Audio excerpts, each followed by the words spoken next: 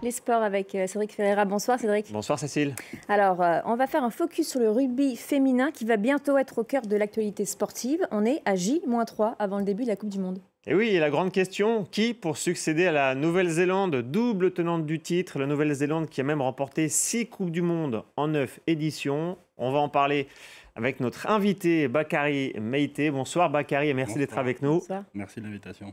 Donc, je rappelle que vous êtes un ancien joueur professionnel de rugby, que vous avez évolué en top 14 et en Pro D2 en France, ancien international ivoirien également. Et l'année dernière, vous étiez l'entraîneur de la section féminine du Stade français. Vous avez donc un regard particulier sur le rugby féminin. Ouais. L'approche de cette Coupe du Monde, c'est l'occasion de parler un peu de la place aujourd'hui du rugby féminin. Comment on peut percevoir l'évolution ces dernières années? Est-ce que ça va dans le bon sens? Ah oui, indéniablement, c'est une évolution qui est exponentielle. Aujourd'hui, le rugby féminin, à l'image de ce qui vient de se passer pour le Tour de France féminin cet été, grandit bien et il n'y a qu'à voir le traitement médiatique de cette discipline où aujourd'hui, les filles, les femmes, ont une meilleure exposition que par le passé quand elles jouent notamment en équipe de France où la programmation du tournoi Destination, par exemple, a été décalée par rapport à celui des hommes pour offrir une meilleure visibilité. Les stades se remplissent à chaque fois qu'elles jouent en province. Et même le rugby des clubs se développe, puisque aujourd'hui, un diffuseur diffuse les matchs d'élite 1, donc le championnat d'élite du rugby féminin.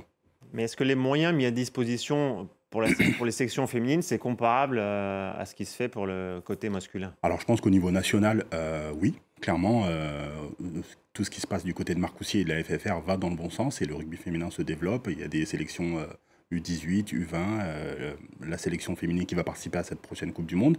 Et au niveau des clubs, aujourd'hui, les clubs de top 14, pour la plupart, ont une section féminine, ce qui leur permet aussi à ces jeunes filles d'utiliser des infrastructures qui sont dédiées normalement à un club professionnel. Donc forcément, ça se développe. Je pense à des villes comme La Rochelle, comme le Stade français, comme le Racing 92 ou encore Toulon. Donc tout ceci montre qu'effectivement, le sujet du rugby féminin est un sujet qui est pris au sérieux.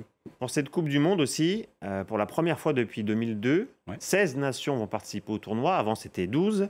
Il y a le Brésil notamment qui va participer pour la première fois à la Coupe du Monde. Première nation sud-américaine. Ouais. Ça montre aussi à l'échelle mondiale que le rugby féminin est en progression. Ouais, clairement. Et ce qui est intéressant aussi, c'est que ça diffère de ce qui se passe chez les hommes. Le rugby brésilien chez les hommes n'est pas réputé pour être le plus connu, mais par contre, les féminines ont réussi à se qualifier pour cette Coupe du Monde en Amérique du Sud. Elles ont eu à batailler contre la Colombie, contre les Colombiennes, et aujourd'hui, elles vont représenter le continent sud-américain pour cette Coupe du Monde.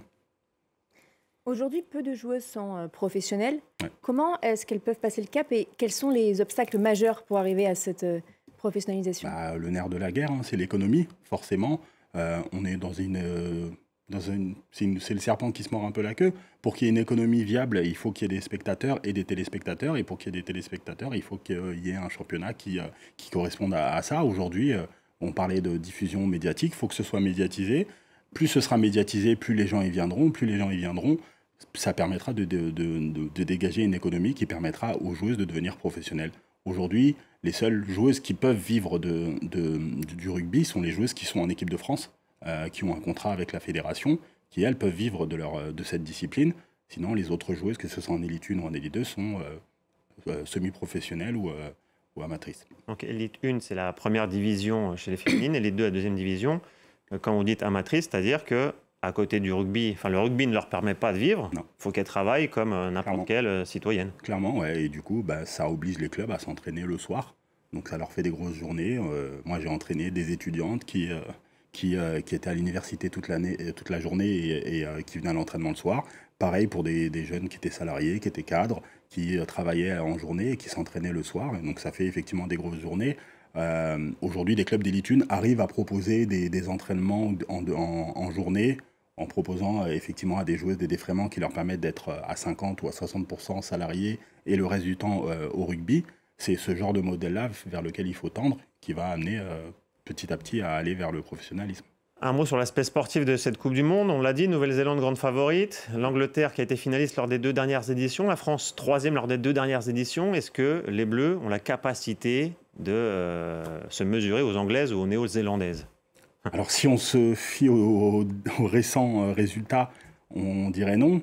Il y a eu un choix assez surprenant de faire un match de préparation contre ces Anglaises redoutables, qui sont aussi les favorites et qui ont écrasé les Bleus d'ailleurs. Ouais, sur ce match-là, elles ont perdu 40-6, alors que quelques mois avant, pendant le tournoi destination, la défaite s'était soldée que d'1 point seulement. Donc, on voit que les Anglaises sont prêtes, elles sont à domicile, elles ont vraiment à cœur de remporter cette compétition.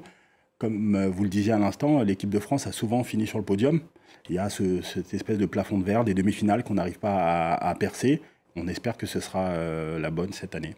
Merci Bakary. Cédric. Merci à vous. On rappelle que cette Coupe du Monde démarre donc vendredi avec le premier match, le pays hôte, l'Angleterre, face aux États-Unis.